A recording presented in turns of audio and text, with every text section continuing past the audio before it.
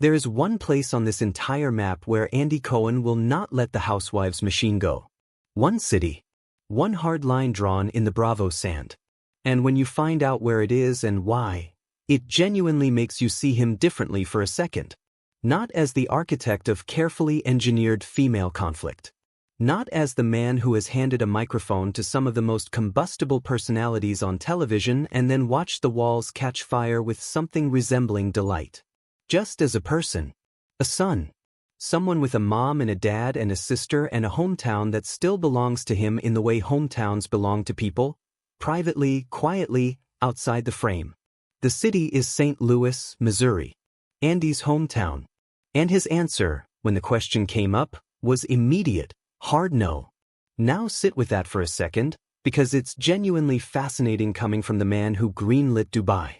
Who said yes to New Jersey, where the table flipping was essentially invented as a television art form. Who watched Salt Lake City turn into one of the most unexpectedly unhinged social experiments in recent Bravo history and kept renewing it. This is not a man with a low threshold for chaos. He has built an empire on chaos. He has a gift for identifying exactly which room full of women will produce the specific kind of emotional volatility that makes for riveting, maddening, impossible-to-look-away television. And yet, St. Louis? Absolutely not. His reasoning is equal parts self-aware and oddly endearing. He basically said that everyone he's ever known would be in his ear, about auditions, about edits, about who got the bad producer storyline, about who said what about whose cousin's friend. He said his parents would be involved. His sister. The whole web of people he grew up with, all of them now suddenly adjacent to a Bravo production, all of them with opinions, all of them with access to him in a way that cast members from New York or Beverly Hills simply don't. And you know what? That's actually one of the most honest things Andy Cohen has said publicly in a while. Because think about what he's really describing. He's not saying St. Louis doesn't have the right women, or the right drama, or the right wealth pockets and social hierarchies that the franchise feeds on. He's saying that the particular kind of distance required to produce the show, the emotional remove that lets you sit across from someone at a reunion and grill them about their marriage while the cameras roll, that distance evaporates entirely when the cast is made up of people who went to school with your niece. When the women fighting in the confessionals are people your mother runs into at the grocery store on a Tuesday. That is a remarkably self-aware admission from someone in his position. He knows exactly what the show does to people. He knows what happens when the edit isn't kind, when a storyline gets twisted, when someone becomes a villain against their own intentions. He's watched it happen dozens of times across dozens of cities. And he's saying, not to people I love. Not there. There's something almost protective in it that I wasn't expecting. Now, the fan reaction to this is interesting and worth unpacking, because it didn't go the way you might assume. People weren't disappointed. They weren't petitioning for Real Housewives of St. Louis or arguing that the city deserved its moment in the Bravo spotlight. The overwhelming response was essentially, good. Leave it alone.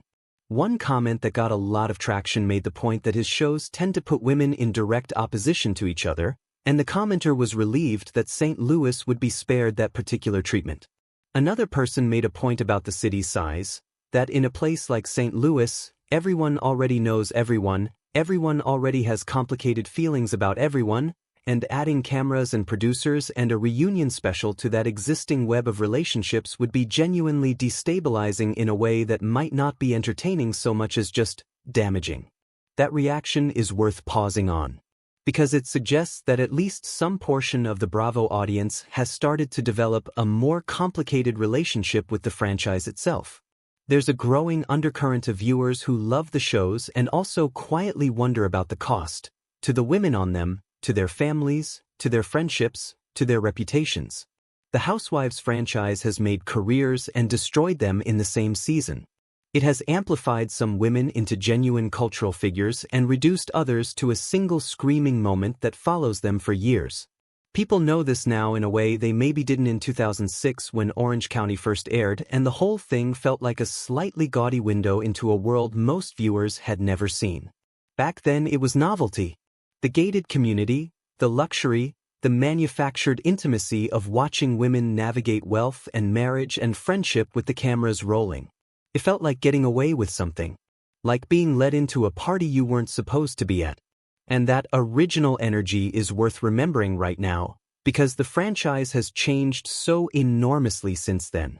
It went from one show about one zip code to a sprawling global enterprise that has touched Dubai, Toronto, Cheshire, Potomac, Salt Lake City, and, most recently, Rhode Island, which apparently hit hard enough in its first season that a renewal was already secured before the season even finished airing.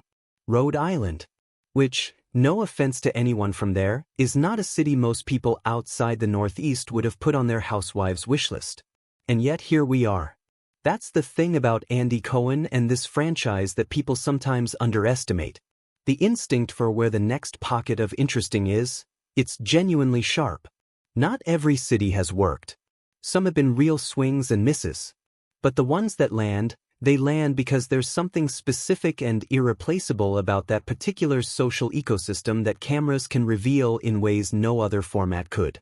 Salt Lake City worked because the intersection of wealth, religion, and social performance there created a specific kind of pressure cooker that audiences had never seen before.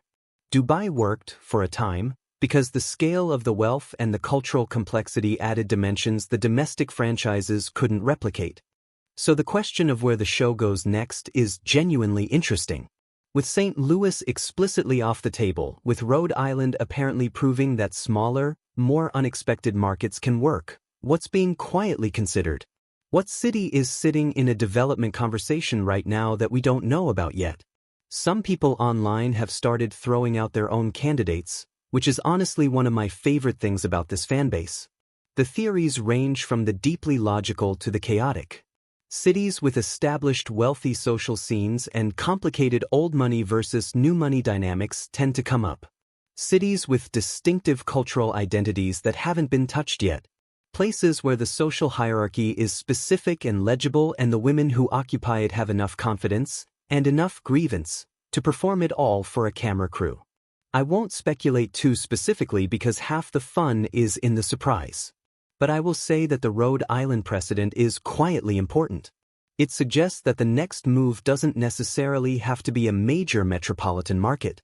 It can be somewhere smaller, somewhere with a tighter social web, somewhere where the stakes feel more personal because everybody knows everybody and the distance between allies and enemies is about 2 degrees of separation.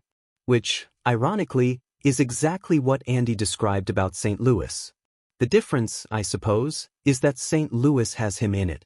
And there's something he's clearly decided to protect about that, about having a place where the show doesn't follow, where the cameras can't reach, where his mother doesn't have to navigate being the executive producer's parent in a city that's suddenly doing an audition process for its wealthiest women to humiliate each other weekly for national entertainment. Put that way, the hard no makes complete sense. What I find lingering, though, is what this admission reveals about how Andy thinks about the show in general. Because he's essentially acknowledged something here that doesn't always get said plainly. This franchise has real consequences for real communities. That's why he's protecting his. That's why the thought of it landing in St. Louis, in his world, among people he loves, that's where the line gets drawn. Not for creative reasons. Not because the demographics don't fit. But because he knows what happens next. He's watched it happen across 20 years and multiple continents. He knows that once the cameras roll, something changes. In the cast, in the relationships, in the city itself. The Bravoification of a place is not a neutral event. So he's keeping one place clean. And the audience, to their credit, seems to understand and respect that in a way that's actually kind of moving. Maybe that says something about where we all are with the franchise right now.